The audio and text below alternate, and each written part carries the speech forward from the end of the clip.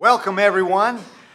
We had a big treat this morning, or at least it was for me, and I think everybody who was in the adult class, to be joined by Steve Lotspeech from France, right? I was very surprised and pleasantly surprised to see Steve. So, if Steve can make it from France, you can join in from everywhere. So, class was really great this morning. Again, looking at the things of the Word of God in some ways that we've never looked at it before. And that may happen for some of you today here in the sermon. We're going to talk about a very, very popular person in the Scriptures whose name is Jesus. We're going to talk about him. And we're also going to talk about one that's not so well known or popular named Manasseh. So that's coming up, but we're in a series about Grace 2020. And we're talking about grace and what does God's grace offer? Well, for sure, forgiveness. And that's the thing that we most of the time associate with grace. As a matter of fact, some people would think they're almost synonymous. But really, God's grace includes forgiveness, but it's bigger. And there's more, and we're going to talk about that today. We're talking about what grace offers for everyone in the room and for everyone out of the room. Grace, God's grace is offered to all. And then how do I receive it? How do I receive this gift that God is offering me? And so today's sermon, the title of it is God's Grace Restores. And if you guys who are not here in the building, you're listening online, you hear some stuff in the background, that's cool because we love kids. We love kids. And we count them as full adults, So when we're taking, how many people showed up, we're counting them as full members. Not half members, full members. So we're happy that they're here. And honestly, don't bother me. So if it don't bother me, don't bother you. Let's go. Love those kids. So we're going to be talking about the idea that God's grace restores. God's grace restores. And there's a couple other big ideas going to lead up to that. But I'm going to start off with just reading the definition of restore, the verb restore. It's to return someone or something to a former condition, place, or position. So it's to return something or someone to their former condition, place, or position. So, for instance, art that gets restored.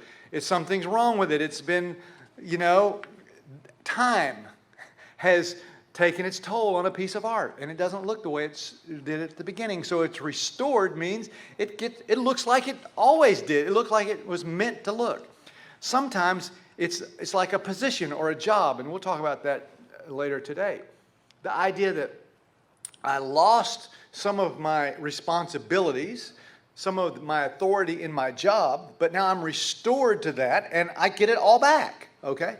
Well, we'll get to that more in a minute. Several times in my notes, I have read the orange card, and that's the definition of, so orange card, I'm going to read the definition of restore. It means to return something or someone to its former condition, place, or position. And so today, we're going to talk about this in these ways. We're going to talk about two stories. I'm going to tell two stories from the Bible. One well-known, one not so much. I'm going to talk about the phrase, he humbled himself. He humbled himself. And then I'm going to talk about a psalm. Now, the first story is going to be the story of Manasseh. He was a king. He was the worst king Judah ever had. And they had some bad ones. They also had some good ones. Now, the northern kingdom, we call it usually Israel, they had all bad kings. All of their kings. They had no good kings. All of them were bad. And some of them were as bad as Manasseh. But Manasseh was by far, he's the worst in the kings of Judah. And he was famous for it. It mentions him in other parts of the Bible. And we're going to talk about Manasseh from 2nd Chronicles. His story is also in 2nd Kings. Manasseh, worst king Judah ever had. Let's just hammer that home for a second. I'm going to say Manasseh, and you're going to read this, the worst king Judah ever had. Manasseh, the worst king Judah ever had. Yeah, he was horrible. And I'm going to tell you just how horrible he was. Now, he's the son of Hezekiah. And the irony there is Hezekiah is one of the best kings Judah ever had. And he's the grandfather of Josiah, who is another one of the best kings Judah ever had. Top three, David, Hezekiah, Josiah. And Manasseh was stuck right in between there. And he took over kingship when he was a kid, and that's probably part of the deal. He got power way too soon. He was in power starting, when he was like 12 years old. And who knows, kids these days, right? Kids those days too.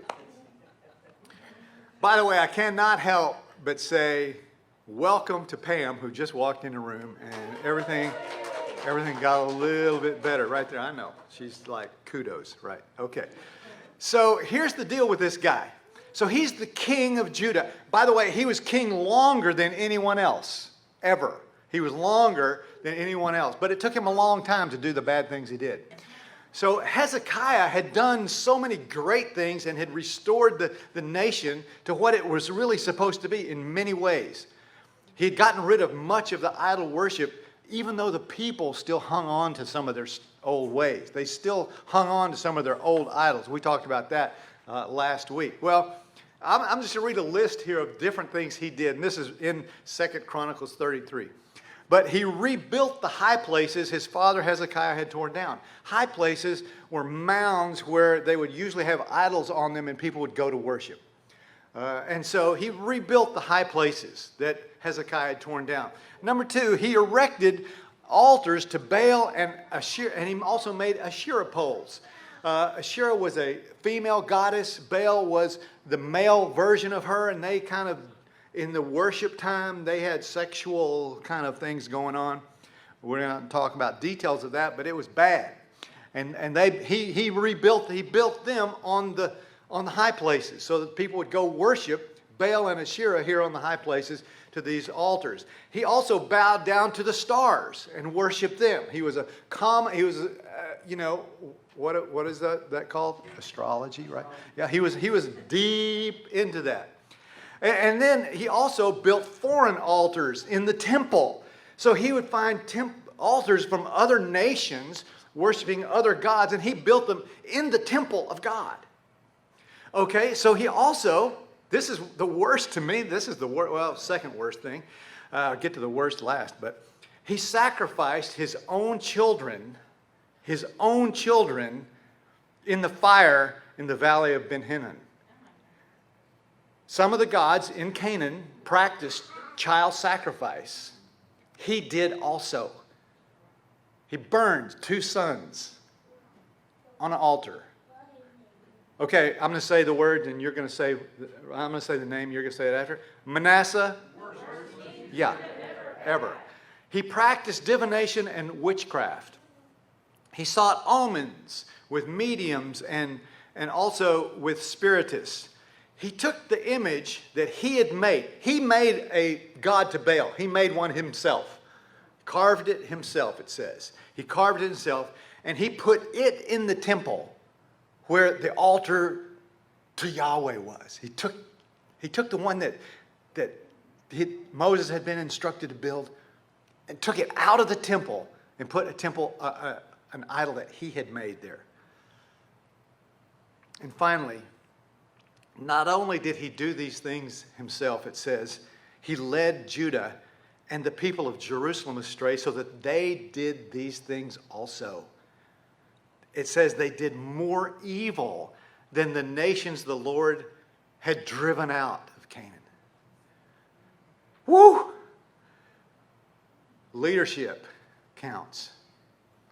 And he had done all these things. And so here's what happened. Why did he think this was okay? Why? Because he had this attitude. I call it, I'm going to put it in the terms of today. He had I can do this because I can attitude.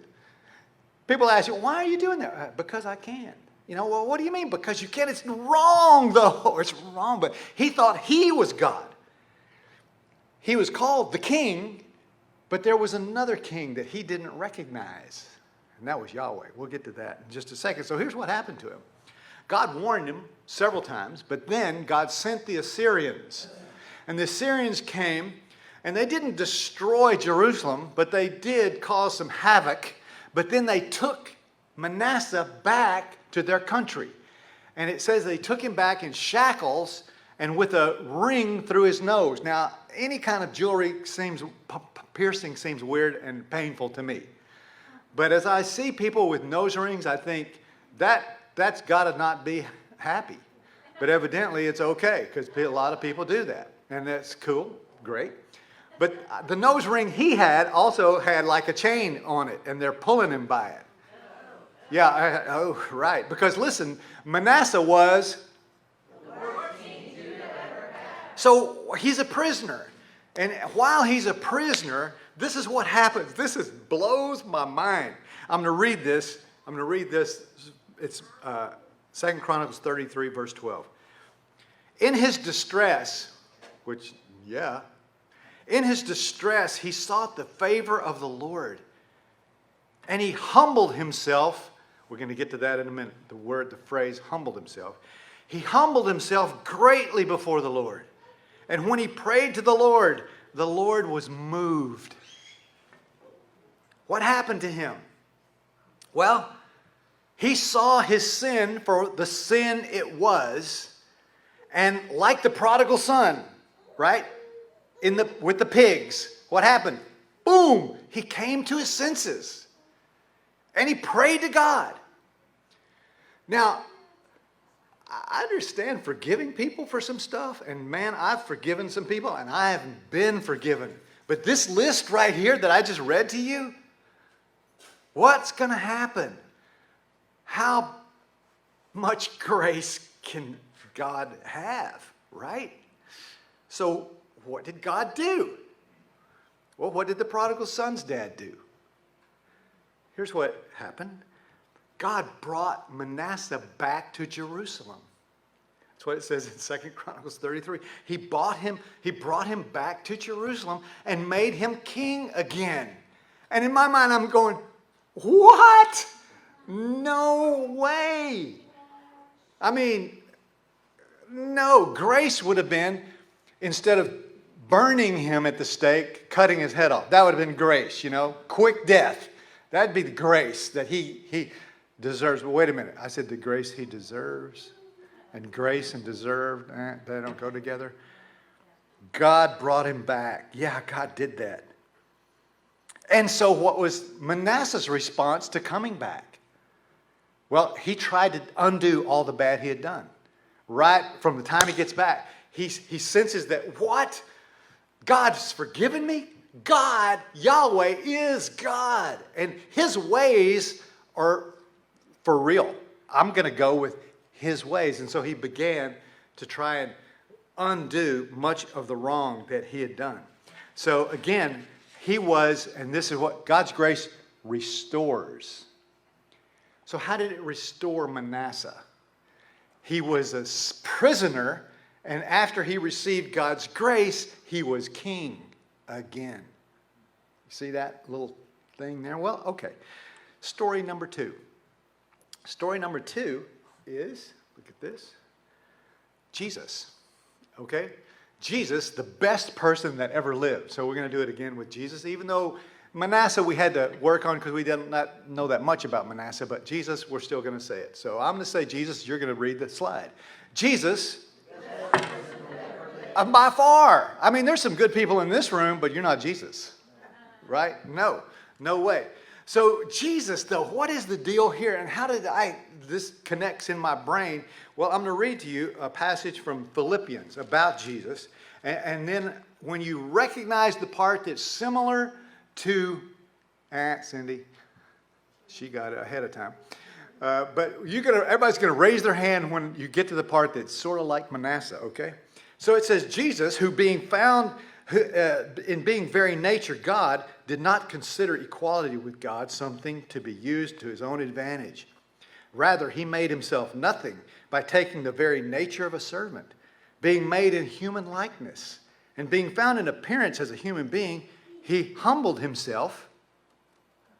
Yeah, that's it. Go ahead, raise it. He humbled himself. What did Manasseh do when he was in prison? He humbled himself. He humbled himself and became obedient to death, even death on the cross. He humbled himself and became obedient to death, even death on the cross. Jesus, I understand this idea that, Manasseh needed to humble himself. Why did Jesus need to do that? Well, I think partly is this. I'm going to say this and you chew on it a while. God desires not just a good son. He wanted Jesus to be an obedient son. Now, and sometimes that's asking a little more. Well, in Jesus' case, a lot more. He humbled himself. And so I want to move on to just this idea of what it is to humble yourself. Humble yourself. What does that look like? Well, the word humble yourself and the phrase or the idea humility are, in this case, are cousins. They're not twins. They're not synonymous. They're not the same exact thing. Humility is more a characteristic, or it's a virtue. To humble yourself is an act. It's an act of obedience. And actually, it's a special act of obedience. It's an act of submission. It's where one person submits themselves to another person. And I'm going to humble myself to you. In the Old Testament, the word's used 36 times. The phrase humble yourself is used 36 times. 18 of those times, it's when a foreign country submits or humbles themselves to another country. Or a person humbles themselves to another person. And usually what they're doing is giving up all their dignity. So we're having a war. We're having a little battle. And we're having this battle between Joe and me. We're having a battle. And what we do, when it looks like my side is going to win for sure, what Joe does in giving up, surrendering, he humbles himself. He surrenders. Now, often that looks like taking a knee, handing over my sword. And the person who sometimes they say, instead of you humble yourself, I'm going to humble you. How do I humble you? Well, I disrespect you. In those days, what they do is they cut off the other person's beard. Or they'd strip them naked and have them walk naked in a parade because they're humbling them. I'm giving up every right to myself as a human being. I have no more rights, and I'm giving everything I am to you. You are completely in charge of my life, and I'm telling you, by humbling myself, you're in charge of me completely. This is what it is to humble yourself. This verb, this virtue, it's something you do. It's sometimes even translated submission or submit. Someone submitted to another person. They humbled himself.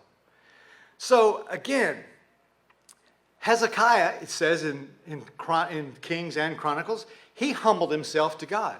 So did Josiah. So did Manasseh. And so did Jesus. Now, you see, how did Jesus do this? There's one clear place where I think it's really clear where Jesus humbles himself to God. And I think it's exactly what this is talking about in Philippians chapter 2. But it's in Luke 22, and you know it well. Luke 22, Jesus is in the garden. He's praying to God.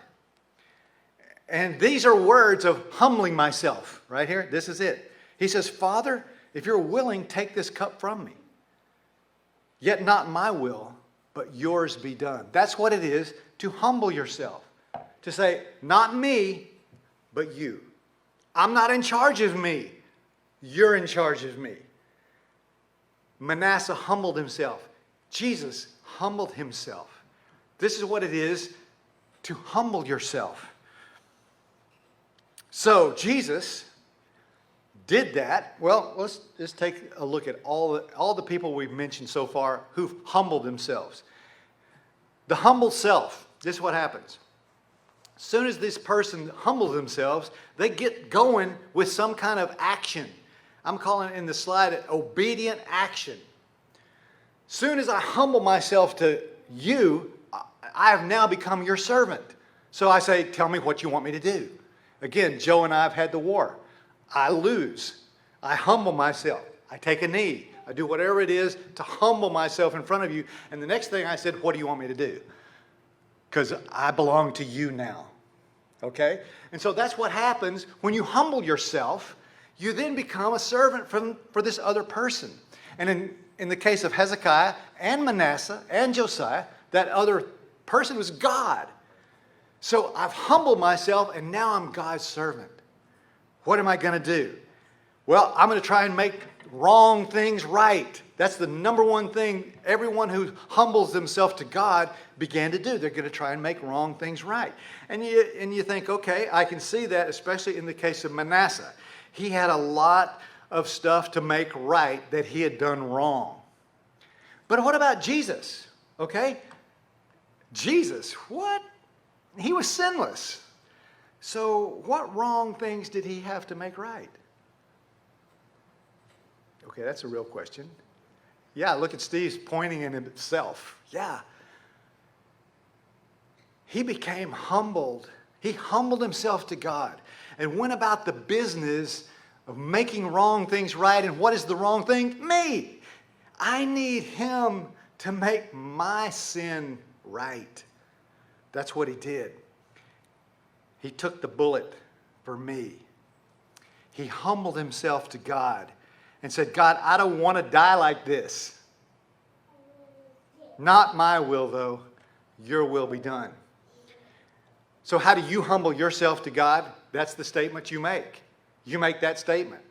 And humbling yourself to God every morning is not a bad idea. To say, God, today, I don't know what's going to come, but whatever it is, I want your will to be done.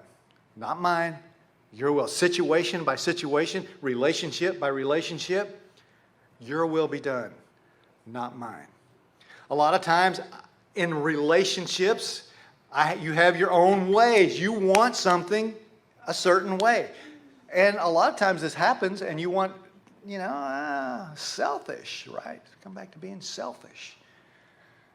And to humble yourself means, no, I'm going to humble myself to God. What do you want in this relationship? How do you want me to live? How do you want me to be? So, he restores. I want to talk about the idea of restoring for just a minute. And first of all, there's another phrase that goes along with the idea of restoring. And it's used several times along with the idea of humbling yourself. In the case of Manasseh, God restored Manasseh to being king.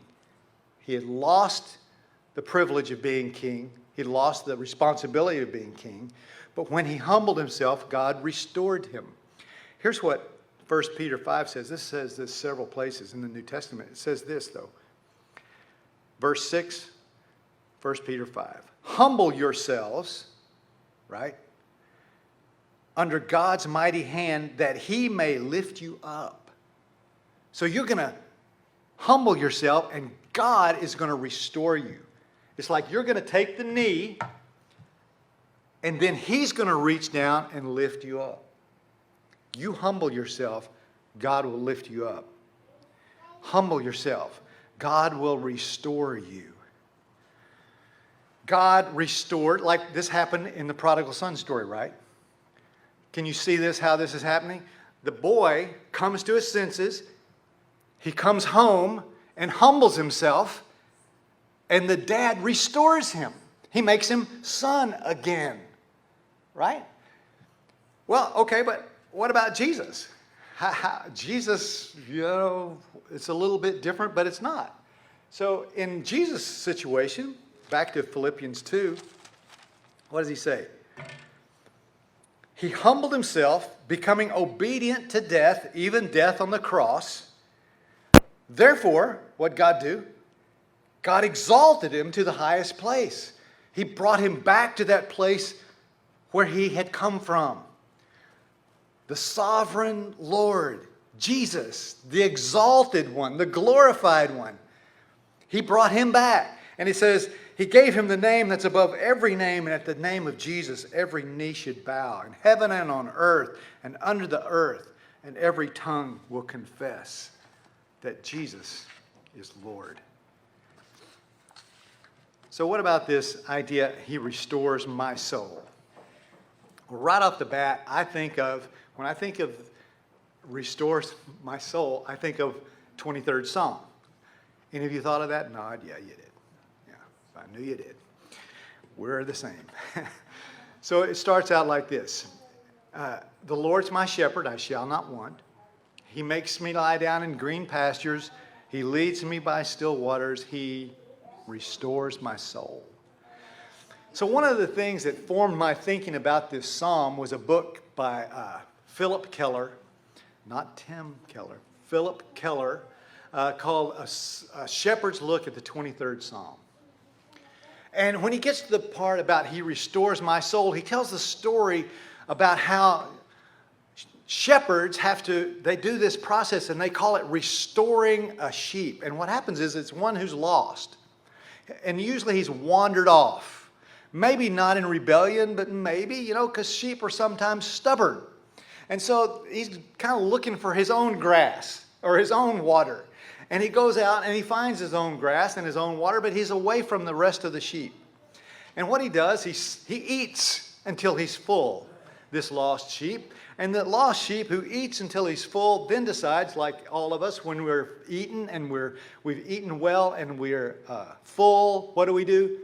Take a nap. Okay, so the sheep takes a nap. So the sheep lays down. And what happens inside a sheep's digestive system, things get out of whack, kind of. And he rolls onto his side and eventually to his back, and the weight shifts in the sheep. And honestly, he can't get up.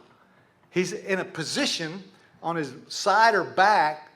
He wakes up, but he can't get up.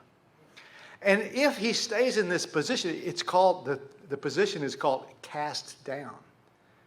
Interesting. The sheep is cast down. And if a sheep is cast down for long, it will die. No other sheep around. He's alone. And so the shepherd has to notice, hey, one of my sheep is missing. I'm going to go look for that sheep. And when he finds the sheep, he restores the sheep. And here's what's interesting. He can't just lift the sheep up and roll the sheep over and lift him up. He has to gently do it. So evidently the insides of the sheep kind of get restored to normal before he can lift him up. And he has to actually lift the sheep up and hold him for a second till he kind of catches onto his balance. This is it. He restores me. He's looking for me to restore me so I'll be put back to the position that I was designed for. Like, right, where's that orange card? Sometimes I do that to myself.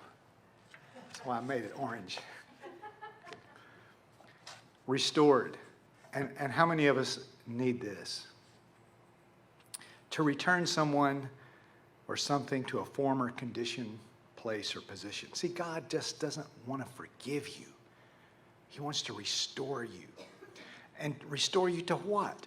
To the son or daughter that he created you to be. God's grace includes forgiving you. Even a guy like Manasseh, God can forgive. God did forgive. But not only did he forgive him, he restored him to the place where he was really designed to be. God's grace is given to us on a daily, moment-by-moment basis. It's not just the big events. I need grace because I had a big fall. No, daily. God's grace is the air we breathe. God's grace, his gifts are the food we eat. It's joy, it's peace, it's hope, it's love. These are the gifts of God that he's giving to us. And so when we sin and we rebel, and that means I'm demanding my own way. I want to be the king of my life, like Manasseh. Why do I want to do this? Because I can. When we run away, but then come to our senses, what does God do? He runs to us. He dresses us with the robe. He puts a crown on our head. He puts shoes on our feet. He kills a fattened calf for us. He blesses us. God has come. He has sent his Son to heal the brokenhearted. He refreshes us. When our plans fail, he reminds us he has a plan for us. And most of all, one of the things he does, he gives us each other. And in the giving us each other, he also restores our soul. I don't know how you feel about this, but when I come here Sunday mornings, I walk in, and sometimes I'm kind of pumped up, ready to go. Sometimes not so much. And the band starts practicing, and then people start coming in, and Dr. Vanderland takes us on a journey.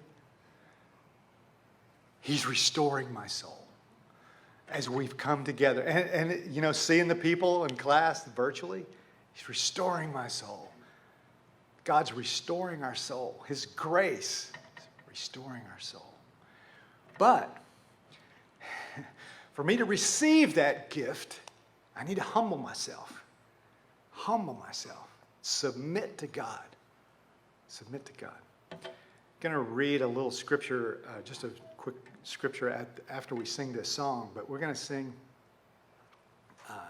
Lead Me to the Cross. And again, our songs, this is a song humbling ourselves, giving ourselves to God. And so as you sing this song, let that be the intent of your heart.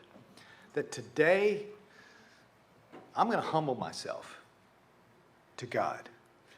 I'm going to say, God, I'm putting my ways out of my mind, and I'm just going to embrace your ways.